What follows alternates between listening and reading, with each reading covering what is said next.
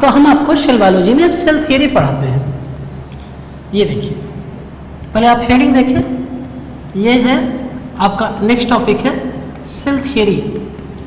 ये page number 126 पे, NCERT के पेज नंबर 126 पे नीचे की लास्ट लाइन पे लिखा गया है। यही से एनसीईआरटी शुरू करती है। तो अगर हम इसको देखें तो इसको जिसने इसको प्रपोज किया था, जो इन्होंने इसको एक्सप्लेन किया था, प्रपोज किया था, ये दो लड़के हैं।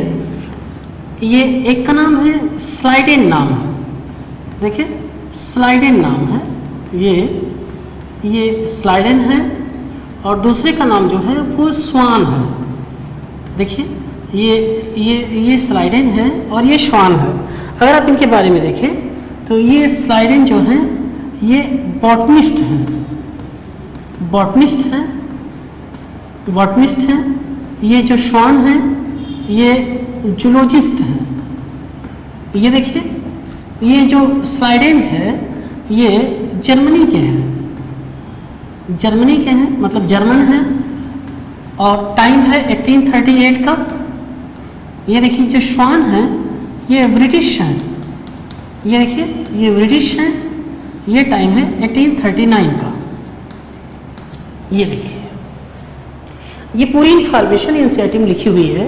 आप कंफर्म कर लें कि इसको जो एक्सप्लेन किया स्लाइडेन ने, जो बॉटनी के हैं, जर्मनी के हैं, ये 1838 में। स्वान हैं जो जूलॉजिस्ट हैं वो ब्रिटेन के हैं। 1839 में सेल थियरी का कॉन्सेप्ट सबसे पहले इन लोगों ने दिया।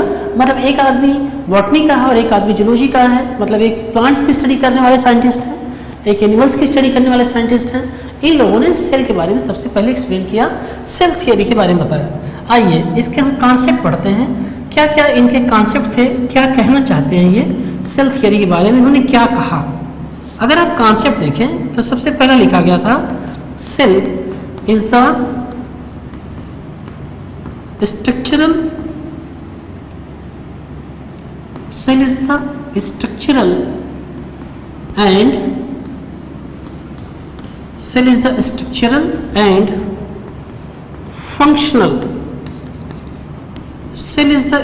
and functional unit of living organism. ये इनका पहला कॉन्सेप्ट है।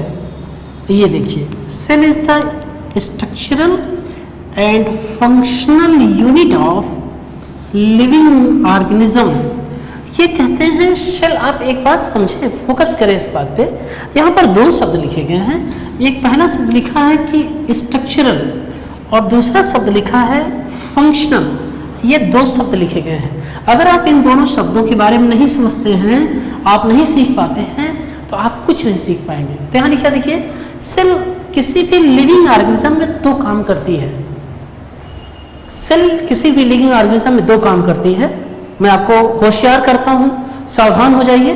पहला काम ये करती है कि सेल जो है लिविंग ऑर्गेनिज्म का स्ट्रक्चर बनाती है। हम अगर आपसे पूछें आप किसके बने हैं, तो आप क्या कहेंगे? आप ईंट के बने हैं, आप सोने के बने हैं? ऐसा तो नहीं कहेंगे। नहीं, सोने जैसा रंग है तेरा, चांदी जैसे बाल। आपका भरोसा नहीं मुझे, सोने जैसा रंग है तेरा और रंग सोने जैसा है, गोल्डन है, चांदी जैसे बाल, मतलब बूढ़े हो गए, सफेद कलर की चांदी जैसे बाल। एक तो ही क्या, फिर आगे मतलब बोलना यहाँ ठीक नहीं है। तो आप सेल के बने हैं, ये बात समझें। आप इस बात को बार बार फोकस करें, आप सेल के बने हैं, इसका ध्यान रखना है आपको। और जो आपकी बॉडी में आप सांस ले रहे हैं, सांस छोड़ रहे हैं, खा रहे हैं, सो रहे हैं, निमुड़ा कर रहे हैं, डांस कर रहे हैं, कूद रहे हैं, फांद रहे हैं, ये फंक्शन है आपकी बॉडी के। ये चल रहे हैं तो कौन चल रहा है? ये एंटिटी चल रहा है? नहीं, ये सेल चल रही है। मुस्कुरा रहे हैं, कौन मुस्कुरा रहा है? सेल मुस्कुरा रही है। ऐसे ऐसे कर रहे हैं, ये कौन कर रहा है? सेल कर रही है।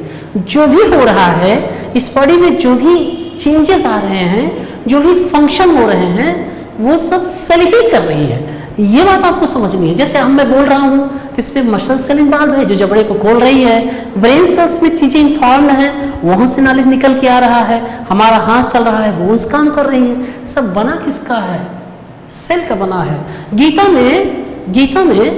गीता जो है आपकी, गीता में जो श्री कृष्ण थे, आपने इनका नाम सुना होगा, जो श्री कृष्ण थे, उन्होंने अर्जुन से पूछा गीता में श्री कृष्ण ने अर्जुन से पूछा जीवन क्या है, जीवन किसे कहते हैं, जीवन क्या है? अर्जुन ने कहा जीवन सेल है, सब कुछ सेल है प्रभु, सब कुछ जीवन का सेल है। ये ज्ञान है जीवन का गीता का।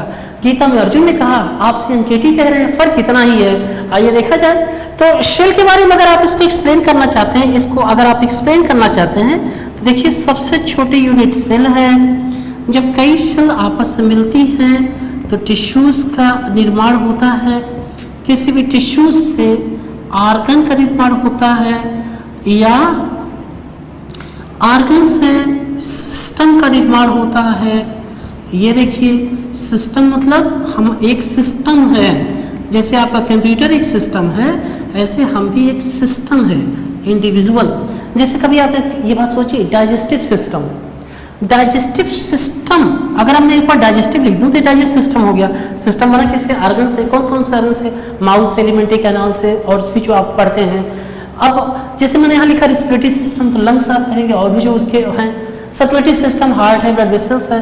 तो सिस्टम जो है वो आर्गन से बना है, और इस सिस्टम का मतलब एक व्यक्ति हुआ। हम एक सिस्टम है, सांस ले रहे हैं तो रिस्पिरेटरी सिस्टम, ब्लड मूव कर रहा है सर्कुलेटरी सिस्टम, अनवांटेड सब्सटेंसेस पास कर रहे हैं एक्सक्रीटरी सिस्टम, सोच रहे हैं, समझ रहे हैं, बोल रहे हैं नर्वस सिस्टम, हार्मोन्स निकल रहे हैं एंडोक्राइन सिस्टम। मतलब पूरी ये बॉडी एक सिस्टम है। ये बात आपको समझनी है, ये बात फोकस करनी है आपको। अगर मैं दिख रहा हूं तो ये आपकी गलती है, आपको मैं नहीं दिखना चाहिए, आपको मेरे अंदर सेल दिखनी चाहिए, आपको स्कैन करनी चाहिए बॉडी को। अगर आप बायो के सही स्टूडेंट हैं, आपके अगर ब्लड में ये बात घुस जा रही है तो ये देखिए जब कई इंडिविजुअल्स मिलते हैं तो पॉपुलेशन बनती है, जनसंख्या। आप कहते हैं ना कि मनुष्य की जनसंख्या इतनी है, जब कई जनसंख्या आपस में इकट्ठा होती है तो बेटा मेरे लाल कम्युनिटी बनती है। ये कम्युनिटी रहती कहाँ है यार? ये बायोस्फीयर पे रहती है, जैवमंडल पे रहती है, और इस बायोस्फीयर कहाँ पे है? किसी प्लेनेट पे है। ये देखिए कौन सी प्लेनेट पे आप रहते हैं? आप पृथ्वी पे रहते हैं। और अगर मैं आपसे पूछूं प्लेनेट आगे फाइनली क्या होगा तो आप सीधे लिखिए ना यार यूनिवर्स है, धरती पे जो है यूनिवर्स है। तो सबसे छोटी यूनिट क्या है भाई? ये है हमारी छोटी यूनिट। इस दुनिया का अगर कोई जिंदा जीव है तो अगर एक सेल का बना है तो यूनिसेलुलर, अगर कोई एक सेल का बना है तो यूनिसेलुलर, एक से ज्यादा सेल का बना है तो मल्टी सेलुलर। कितना आसान काम है। यूनि माने एक सेल का बना है, एक से ज्यादा सेल का बना है मल्टी सेलुलर। अमीबा कितनी सेल का बना है? एक सेल का, यूनिसेलुलर। हम कितनी सेल के बने हैं? ढेर सारे सेल्स के बने हैं, मल्टी सेलुलर। मतलब इस दुनिया में जो भी जीव है वो उसमें दो चीजें हैं, सेल दो काम कर रही है। एक तो इन अंगुलियों को बना रही है और ये अंगुलियां जो फंक्शन परफॉर्म कर रही है उसे भी कर रही है। ये बात आपको समझना चाहिए। तो अब आप देखिए ये बात समझिए कि cell is the structural and functional unit of living organism. सबसे यूनिट छोटे यूनिट सेल है, टिश्यू है, आर्गन है, सिस्टम है, पॉपुलेशन है, कम्युनिटी है, बायोस्फीयर है, प्लेनेट है और यूनिवर्स है। ये पहला कमेंट, ये पहला कॉन्सेप्ट इन लोगों ने दिया था कि cell is the structural and functional unit of living organism. इसका दूसरा कॉन्सेप्ट आप देखिए, इसका अगर आप दूसरा कॉन्सेप्ट देखिए यहाँ पे, यहाँ अगर आप दूसरा कॉन्सेप्ट देखें इस चीज का यहाँ पे, तो दूसरा कॉन्सेप्ट इसका जो आया ये देखिए, all cells are alike। जितनी भी सेल्स हैं सब एक जैसी है, जितनी भी सेल्स हैं सब एक जैसी है। सब में माइटोकॉन्ड्रिया, सब में गोल्गी बॉडी है, सब में एंडोप्लाज्मिक रेटिकुलम है, सब में राइबोसोम है। हाँ बस ध्यान रखें दो तरह की सेल है, एक प्रोकैरियोटिक और यूकैरियोटिक। दूसरा देखिए, फिर देखिए cells contain genetic material, cells contain genetic material. Cells के पास जेनेटिक मटेरियल होता है।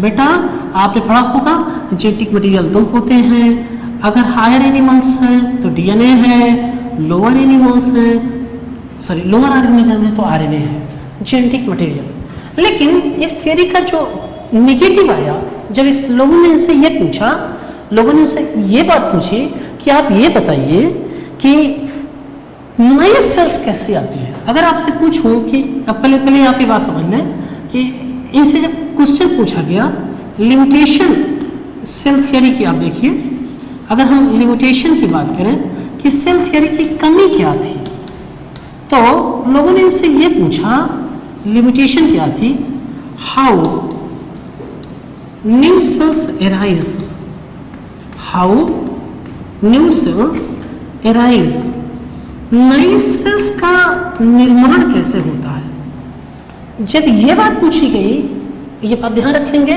ये बात एनसीईआरटी ने एक्सप्लेन की है तो आपको एटलीस्ट आनी चाहिए।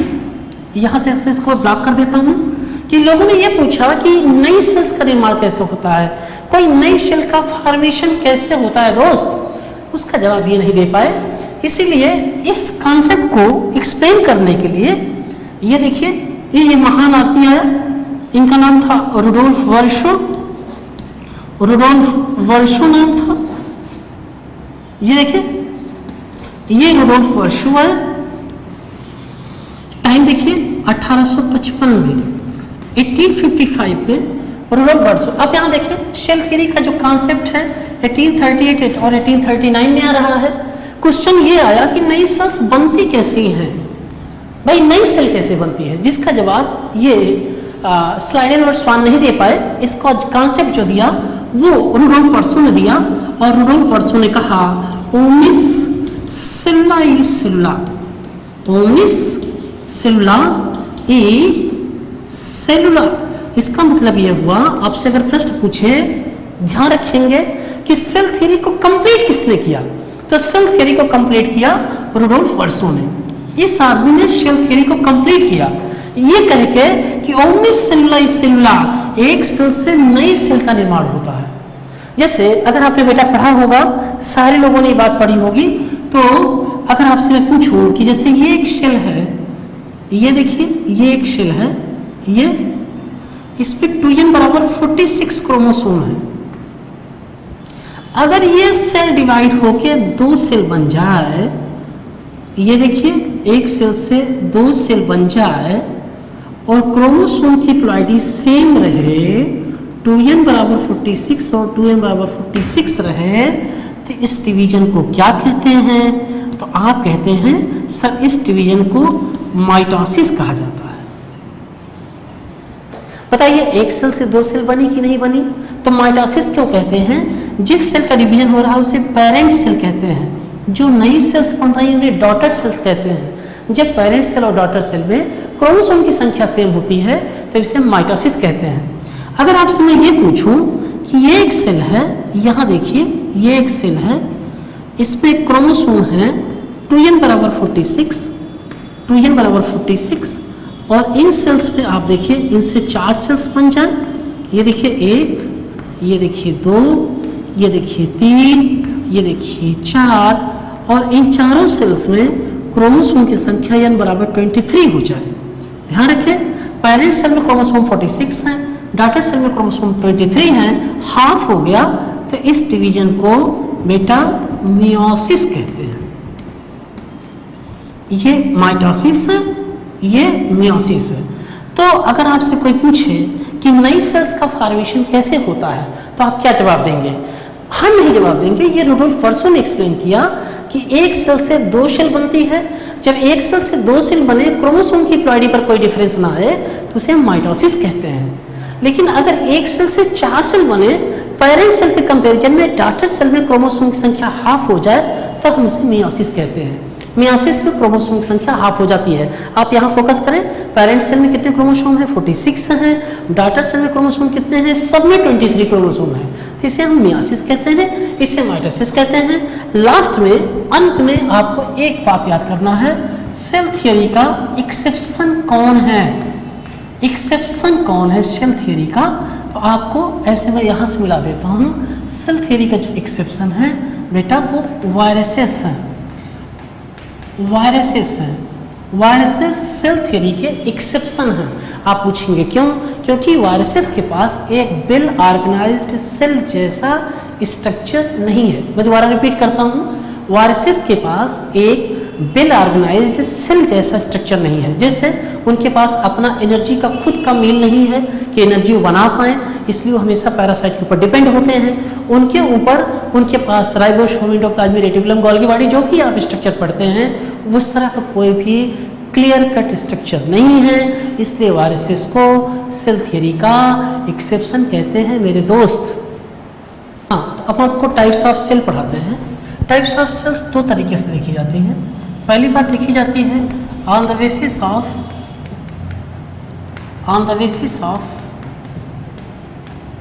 डिवीज़न। सेल में डिवीजन की क्षमता है, सेल डिवाइड होना चाहती है या नहीं डिवाइड होना चाहती, इसके आधार पर सेल्स तीन तरह की है डिवीजन के आधार पर। जो इसकी पहली सेल्स हैं उन्हें हम लोग कहते हैं अनडिफरेंशिएटेड सेल। ये देखिए अनडिफरेंशिएटेड सेल, आप नाम देख के मत डरिएगा, अभी आप नए हैं 11th में, इसलिए आपको प्रेशर हो रहा होगा। तो अनडिफरेंशिएटेड सेल माने cells has power of division. Cells has power of division, ऐसे सेल्स जिनके पास डिवीजन की क्षमता है, उन सेल्स को हम लोग अनडिफरेंशिएटेड सेल्स कहते हैं। मतलब जिनमें डिवीजन की क्षमता है, उन सेल्स को हम लोग अनडिफरेंशिएटेड सेल्स कहते हैं। जैसे एग्जांपल्स देखिए, अगर हम एग्जांपल्स की बात करें तो ये देखिए मेरिस्टेमेटिक टिश्यूज़। ये जो मेरिस्टेमेटिक टिश्यूज़ होते हैं, इनमें डिवीजन की क्षमता हमेशा बनी रहती है। इन टिश्यूज़ को हम लोग अनडिफरेंशिएटेड सेल्स कहते हैं, या मेरिस्टेमेटिक सेल्स कह सकते हैं। टिश्यूज़ ठीक नहीं है, मेरिस्टेमेटिक जो सेल्स होती हैं, उन सेल्स को हम लोग अनडिफरेंशिएटेड सेल्स कहते हैं। जो दूसरी सेल्स होती हैं, उन सेल्स को हम लोग डिफरेंशिएटेड सेल्स कहते हैं। ये देखिए दूसरी जो सेल्स हैं, इन्हें हम लोग डिफरेंशिएटेड सेल्स कहते हैं। डिफरेंशिएटेड सेल्स कहते हैं, मतलब they do not have power of division. They do not have power of division. इनके पास डिवीजन की क्षमता नहीं होती है, ये डिवाइड नहीं हो सकती हैं। अगर आप देखें example, mature RBC of mammals, mature RBC of कैवेटा मैमल्स। मैमल्स की जो मैच्योर आरबीसी है, उसमें डिवीजन की क्षमता नहीं होती है। आप पूछेंगे क्यों? क्योंकि मैमल्स की मैच्योर आरबीसी में कोई भी न्यूक्लियस नहीं होता है, कोई भी सेल ऑर्गेनेल नहीं होता है, इसलिए इस तरह की सेल्स को डिफरेंशिएटेड कहते हैं। तीसरी जो सेल्स होती हैं उन्हें डी डिफरेंशिएटेड सेल्स कहते हैं। ये देखिए तीसरी तरह की जो सेल्स हैं, इन्हें हम लोग डी डिफरेंशिएटेड सेल्स कहते हैं। डी डिफरेंशिएटेड सेल्स कहते हैं। इनके बारे में आप देखें, मतलब cells lost power of division but they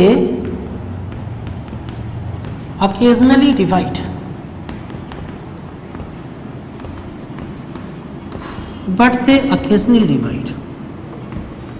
ये देखिए, तो आप देखिए पहली सेल है अनडिफरेंशिएटेड सेल्स जिनमें डिवीजन की क्षमता है, दूसरी है डिफरेंशिएटेड सेल्स जिनमें डिवीजन की क्षमता नहीं है। आप इसका एग्जांपल देखिए, मैच्योर आरबीसी है जिनमें डिवीजन की क्षमता नहीं है। तीसरी सेल्स है जिन्होंने डिवीजन की क्षमता तो खो दी है, मतलब डिवाइड नहीं हो सकती है, लेकिन ऑकेजनली डिवाइड हो सकती हैं। अगर जरूरत पड़ेगी तो वो डिवाइड होगी। ये देखिए ऑकेजनली डिवाइड। अगर आप इसका एग्जाम्पल देखें तो ये देखिए, एक होता है रीजनरेशन। जब किसी की पूंछ कट जाती है तो उसके पहले वहाँ की सेल्स डिवाइड नहीं करती रहती हैं, लेकिन जब जरूरत पड़ती है तो सेल्स फिर से डिवाइड करती हैं। ये देखिए वुंड हीलिंग, अगर आपको चोट लग जाती है तो वहाँ की सेल्स डिवाइड होके फिर से आपकी चोट को भर देती हैं। Wound healing. तो आप देखिए डिवीजन के आधार पर सेल्स कितनी तरह की हो गई।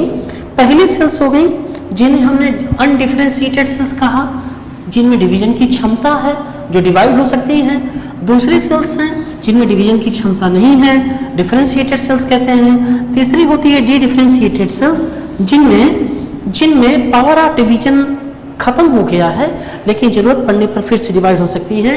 ये 3 टाइप की सेल्स हैं जिसको आप जगह जगह पर एनसीईआरटी में लिखेंगे। जाइगोट क्या है? अनडिफरेंशिएटेड सेल है, क्योंकि जाइगोट में किसका डिवीजन है? डिवीजन की क्षमता है। जिस सेल में डिवीजन की क्षमता है वो अनडिफरेंशिएटेड है, जो डिवाइड होना चाहती है, जो डिवाइड नहीं होना चाहती है वो डिफरेंशिएटेड है। जिसमें डिवीजन की क्षमता खत्म हो गई है लेकिन जरूरत पड़ने पर डिवाइड होना चाहती है उसे हम लोग डी डिफरेंशिएटेड सेल्स कहते हैं। तो ये सेल्स के पहले टाइप हो गए। अगर दूसरा आधार देखा जाए तो दूसरा जो आधार है वो है on the basis of nucleus. On the basis of nucleus के प्रेजेंस अब्सेंस के आधार पर हम लोग सेल्स को डिवाइड करते हैं। ये देखिए, तो पहली सेल है, अगर आपको याद हो तो पहली सेल होती है जिसे हम प्रोकैरियोटिक सेल कहते हैं।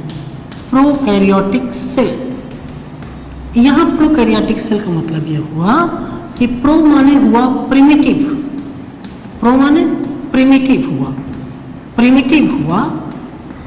हुआ और यहाँ कैरियन का मतलब न्यूक्लियस हुआ। प्रिमिटिव माने प्रो माने प्रिमिटिव, कैरियन माने न्यूक्लियस, जिसमें ऐसी सेल जिसमें न्यूक्लियस प्रिमिटिव है। जैसे मान लीजिए ये सेल है और इसमें न्यूक्लियस ऐसे प्रिमिटिव है, अभी न्यूक्लियस बना हुआ नहीं है और यहाँ पर डीएनए पड़ा हुआ है। ये देखिए जेनेटिक मटेरियल अगर डीएनए है तो आप कह सकते हैं नो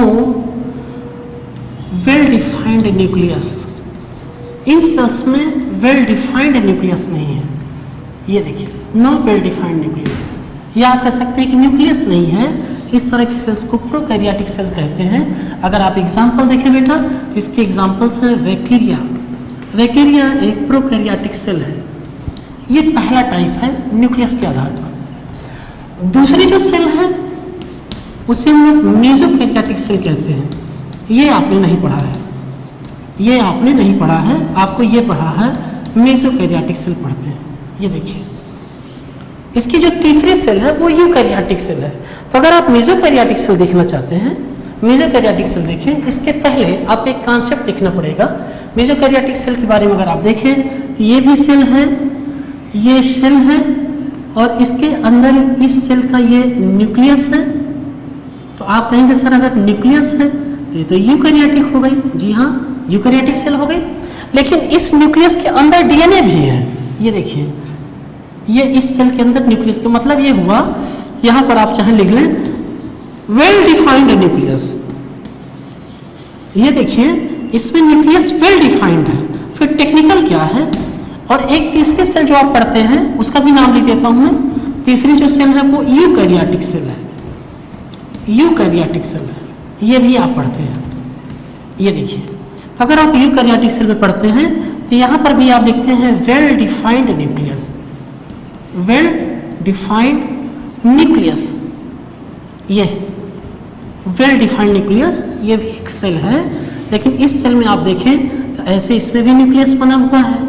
ये देखिए ऐसे न्यूक्लियस बना हुआ है, इसका भी जेनेटिक मटेरियल डीएनए है। तो अब आपके मन में प्रश्न होगा कि प्रोकैरियोटिक तो हर आदमी को समझ में आ जाता है, टेक्निकल क्या है कि मेसोकैरियोटिक सेल कहाँ पाई जाती हैं? यूकैरियोटिक सेल और मेसोकैरियोटिक सेल दोनों में न्यूक्लियस है। तो डिफरेंस किस चीज का है, हम आपको ये बात अभी तुरंत सिखाते हैं।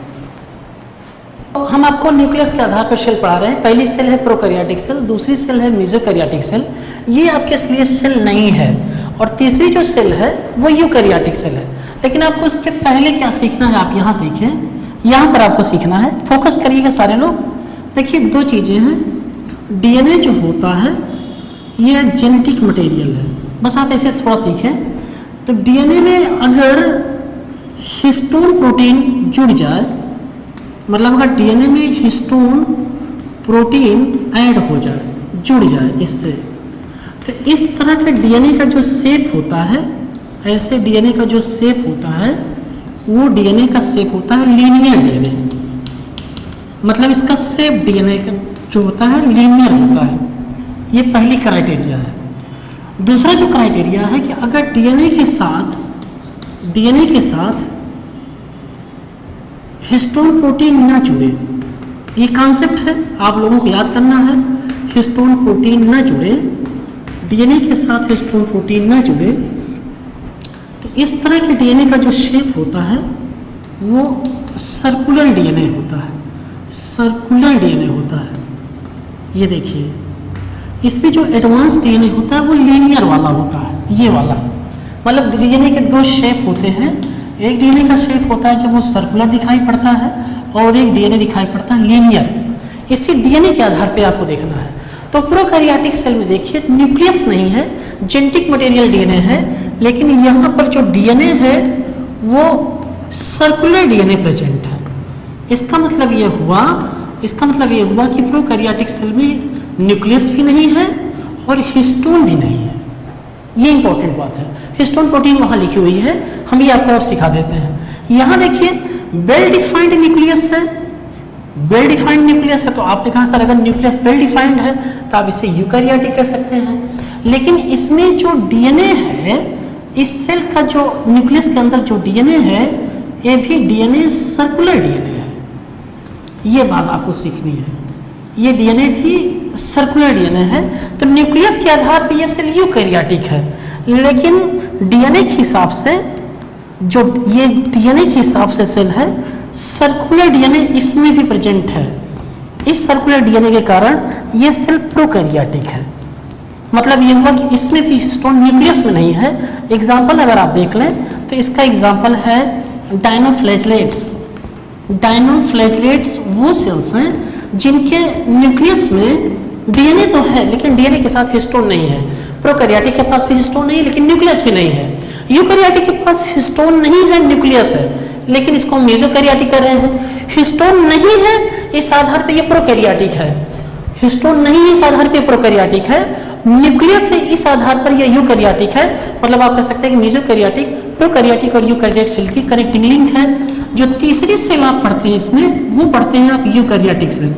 तो अगर आप यूकैरियोटिक सेल पढ़ते हैं बेटा, ये बात आपको आज सीख लेनी है। यूकैरियोटिक का मतलब हुआ, अगर आप यहाँ देखें तो यू माने होता है वेल डेवलप्ड। कोई चीज अगर वेल डेवलप्ड है तो उससे यू शब्द लगाते हैं। और कैरियन माने हुआ क्या? कैरियन माने हुआ न्यूक्लियस। ये देखिए न्यूक्लियस हुआ। तो अगर आप देखें, यहाँ देखें तो यूकैरियोटिक माने हुआ कि ये शेल है। ऐसे देखिए ये शेल है, इस सेल के अंदर ये एक न्यूक्लियस है। ऐसे आप बना दीजिए, ऐसे शेल के अंदर ऐसे न्यूक्लियस है और न्यूक्लियस के अंदर कभी आप डीएनए ना देख के क्रोमैटिन देखते हैं, ऐसे देखते हैं। तो इसमें अगर आपको लिखना हो तो आप लिखाएंगे कि इसमें आप लिखेंगे वेल डिफाइंड न्यूक्लियस। ऐसे लिखेंगे वेल डिफाइंड न्यूक्लियस। अगर आप ये कॉन्सेप्ट देखें, ये वाला जो कमेंट है वो इससे मिलता है, वेल डिफाइंड न्यूक्लियस। मेसोकैरियोटिक सेल से कमेंट मिलता है, तो इसके हिसाब से मेसोकैरियोटिक सेल भी।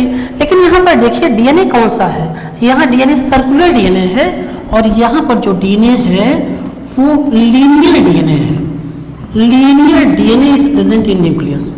Linear DNA is present in कहाँ पे? न्यूक्लियस में। तो आपको नहीं लगता है कि जो डिफरेंस है वो हिस्टोन प्रोटीन का है? फिर से आप एक बार समझ लें कि प्रोकैरियोटिक सेल में डीएनए के साथ हिस्टोन नहीं है, न्यूक्लियस भी नहीं है। न्यूक्लियस भी नहीं है, हिस्टोन भी नहीं है। मेसोकैरियोटिक सेल में न्यूक्लियस है, हिस्टोन नहीं है, इसलिए डीएनए कैसा है? सर्कुलर डीएनए है मेसोकैरियोटिक में। एग्जांपल डायनोफ्लैजेलेट्स है। यूकैरियोटिक सेल में न्यूक्लियस भी है, हिस्टोन भी है, इसलिए यूकैरियोटिक सेल का जो न्यूक्लियस है उसमें जो डीएनए है वो लीनियर शेप का है।